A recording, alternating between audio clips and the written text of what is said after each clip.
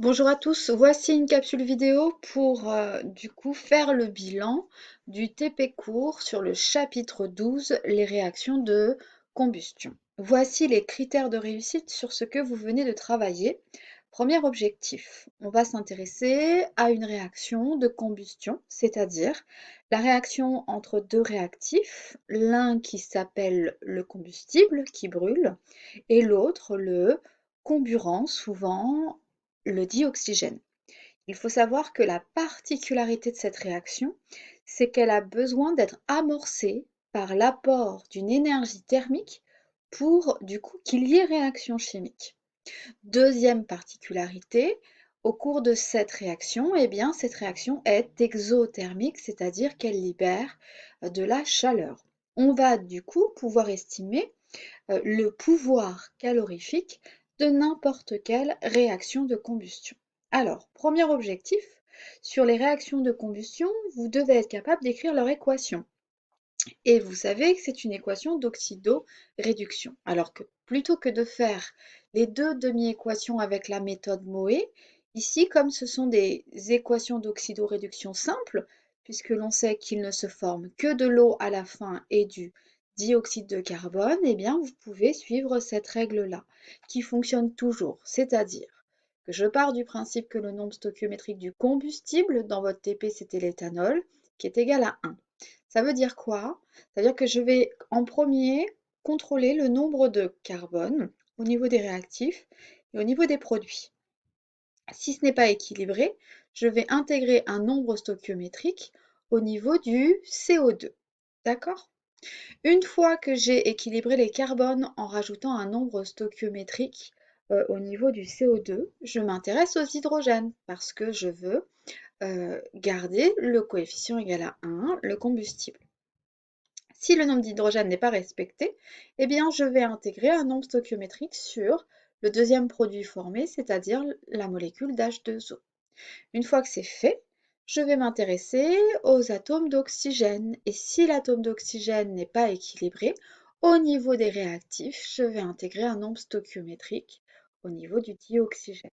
Donc dans l'ordre, je fais équilibre des carbones, puis équilibre des hydrogènes, puis équilibre des oxygènes. D'accord? C'est inversé par rapport à la méthode Moe puisqu'on part du principe que le combustible doit avoir un coefficient stoichiométrique égal à 1. Ici, vous avez donc la correction de l'exercice 3, page 164, que vous faites bien sûr en autonomie, ok? Et on va prendre l'exemple ici du petit b. Alors, petit b, je m'intéresse en premier au combustible qui a deux carbones. S'il a deux carbones, je vais avoir deux molécules de CO2. Je crée ce nombre stoichiométrique. Hydrogène, j'en ai 6. Si j'en ai 6, ça veut dire que 3 fois 2, 6, je vais avoir 3 molécules d'eau. Mes conséquences, je m'intéresse aux oxygènes. J'ai 2 fois 2 plus 3 oxygènes, donc 4 plus 3, ça fait 7. Et je vais intégrer un nombre stoichiométrique pour qu'au niveau des réactifs, les oxygènes soient équilibrés. Alors ici, dans ce chapitre-là, je vais devoir intégrer quelquefois des fractions. Bien oui, parce que 7 divisé par 2 fois 2, parce que O2 est constitué de 2 atomes d'oxygène, ça fait bien 7. D'accord? De la même manière ici, j'ai 3 carbones, donc 3 CO2. J'ai 8 hydrogènes, donc 2 fois 4, 8, 4 molécules d'eau. Il me faut donc en tout au niveau des produits 3 fois 2, 6 plus 4. Du coup, 3 fois 2, 6, pardon, plus 4, ça fait bien 10 oxygènes. J'ai un oxygène qui est occupé ici au niveau des réactifs. Donc là, il m'en manque 9 à caser. Donc 9 divisé par 2 fois 2, ça fait bien 9. Voilà sur l'équilibre des équations de combustion. Si c'est une oxydoréduction classique avec les couples oxydant-réducteur, vous appliquez la méthode Moe. Deuxième critère de réussite dans ce chapitre, vous devez quantifier le caractère exothermique d'une réaction de combustion grâce à trois grandeurs physiques. La première, l'énergie thermique, notée Q, le pouvoir calorifique massique, noté Pc, et l'énergie molaire de combustible, notée combustible. Première chose à connaître dans cet objectif, Q, c'est une énergie thermique libérée. Libérée veut dire que le combustible a perdu de l'énergie. Ça veut dire que si je m'intéresse à l'énergie thermique du combustible, je mettrai toujours un signe négatif. Du coup, Q sera plus petit que 0.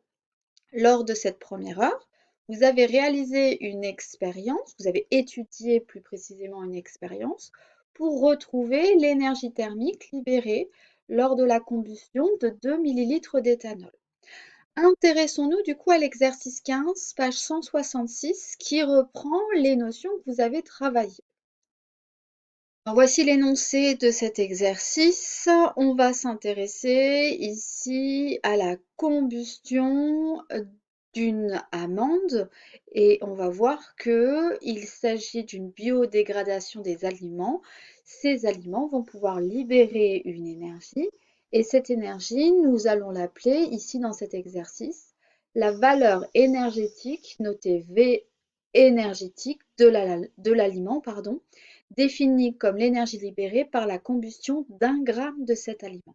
Donc l'objectif de l'exercice, à partir de ce dispositif, qui doit vous dire quelque chose, vous devez retrouver le protocole pour retrouver l'énergie libérée pour la combustion d'1 gramme d'amande.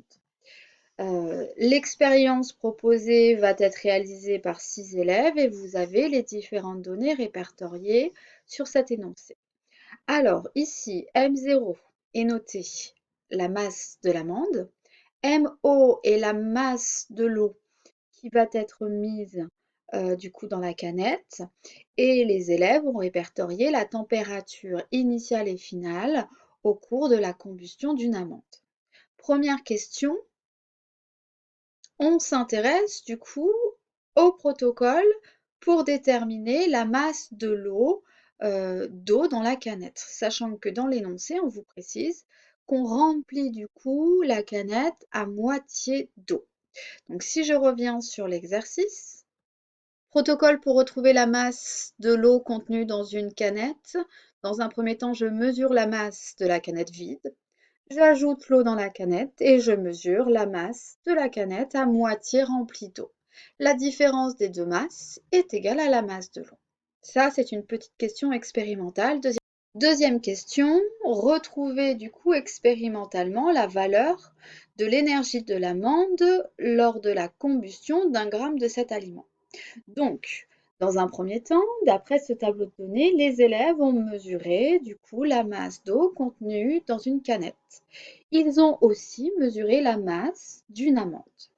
D'après les résultats établis, l'expérience propose de réaliser la combustion totale de l'amande et de mesurer du coup la température de l'eau au début de la combustion et la température de l'eau à la fin de la combustion.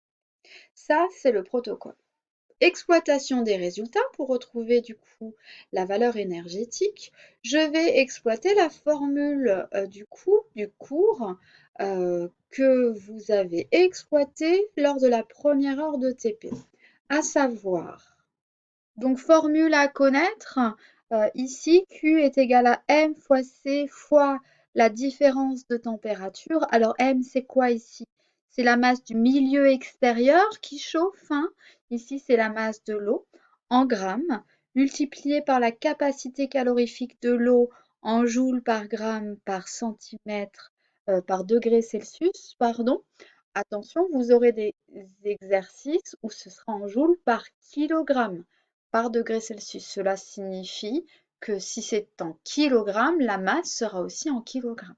Okay, et la différence de température en degrés Celsius par rapport à l'unité de petit c.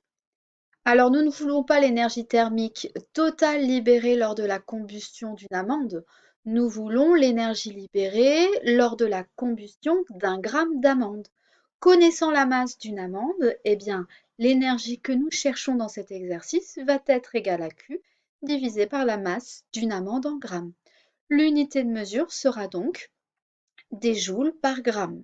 Attention, j'ai oublié de le préciser, Q, ce sont des joules. OK pour cette question? Alors la question 3 porte sur l'exploitation des résultats. Je vous conseille d'utiliser Excel pour répertorier toutes les données, à savoir la masse de l'amande, la masse de l'eau et la variation de température. Donc dans le tableau de données précédent, j'ai à chaque fois calculé température finale moins température initiale. Pourquoi utiliser Excel? Puisque vous pouvez lui demander de calculer avec la barre de calcul directement la formule masse de l'eau fois C de l'eau, qui est dans l'énoncé égal à 4,18 joules par gramme par degré Celsius, multiplié par la différence de température. L'intérêt, c'est que je me retrouve avec les 6 résultats des 6 élèves de l'énergie totale libérée lors de la combustion d'une amande. Je peux en déduire par calcul avec Excel, du coup, avec la masse de chaque amande, l'énergie libérée pour 1 gramme. Alors, Excel ne fait pas attention aux chiffres significatifs. Nous n'avons pas besoin d'être aussi précis. Quelle valeur nous allons retenir de tout ça? Nous allons toujours retenir, quand on a une répétabilité, eh bien, la valeur moyenne. D'accord? La valeur moyenne de ce résultat est égale à 18 006 joules par gramme. L'intérêt de cette répétabilité, c'est que vous pouvez intégrer à cette valeur moyenne une incertitude, incertitude que nous avons vue au début de l'année, avec cette formule-là, qui nous dit que l'incertitude sur la répétabilité est égale à l'écart type divisé par la racine carrée de 6. Pourquoi 6? Parce qu'il y a 6 expériences répétées dans les mêmes conditions. Je vous montre l'utilisation d'Excel. Donc là, j'ai répertorié toutes les données. Quand je clique sur du coup cette case-là, vous voyez bien que sur la barre de calcul, je mets un égal pour calculer et j'ai du coup intégré les cases de calcul multipliées par la constante 4,18. L'intérêt, c'est lorsque j'étends le résultat, eh bien l'ordinateur va faire tous les calculs. De même ici, sur cette colonne, j'ai fait quoi? J'ai mis avec un égal le calcul à effectuer, c'est-à-dire Q divisé par la colonne A3, vu que c'est la masse de l'amande. Pour calculer la moyenne, vous avez une formule mathématique. Alors comment je la cherche? Je tape égal. Et qu'est-ce que je vais faire? Je vais faire la moyenne. Alors soit elle s'affiche tout de suite sur le côté parce que c'est l'une des fonctions qu'on retrouve le plus souvent, soit on tape tout simplement moyenne et on retrouve toutes les fonctions. L'intérêt, c'est si on double-clique, eh bien vous pouvez, en cliquant gauche, en laissant appuyer, glisser toutes les valeurs. Et simplement en entrant, s'affiche la valeur moyenne. Donc là, j'ai tapé pour que ça soit clair, valeur moyenne. Écart type. Alors c'est aussi, pour calculer l'incertitude, une fonction mathématique. Je mets un égal et j'écris écart type. Écart type qui se trouve ici. Je double-clique et je sélectionne les 6 valeurs comme précédemment, avec en cliquant gauche en continu. Je trouve du coup, en arrondissant, 306 joules par gramme. Et j'applique la formule de l'incertitude. Lorsque j'applique la formule de l'incertitude, 306 divisé par racine de 6, je trouve 125 joules par gramme. Ça veut dire quoi? C'est-à-dire que le résultat total s'écrit sous la forme valeur moyenne plus ou moins incertitude. L'énergie libérée pour un gramme d'amande est égale à 18 006 joules plus ou moins 306 joules par gramme. Ça veut dire que la vraie valeur, potentiellement, est comprise entre 17 700 et 18 312 joules par gramme. Alors, si je m'intéresse du coup à l'énergie libérée, pas pour 1 gramme, mais pour 100 grammes d'amande, je vais multiplier par 100 le résultat. Je vais trouver 1,8 fois 10 puissance 6 joules si j'écris le résultat en écriture scientifique. En kilojoules, cela représente 1800 kilojoules. Et la valeur de théorique, on se rend compte qu'elle est largement supérieure. Alors pourquoi? Parce qu'il y a forcément des pertes d'énergie non mesurées lors de la manipulation. En effet, toute l'énergie produite n'est pas récupérée totalement par l'eau et la canette. Une partie est perdue dans le milieu extérieur. Donc, pour améliorer le résultat, il faudrait prendre en compte l'énergie thermique dans l'air autour de la combustion et l'énergie thermique de la cannelle.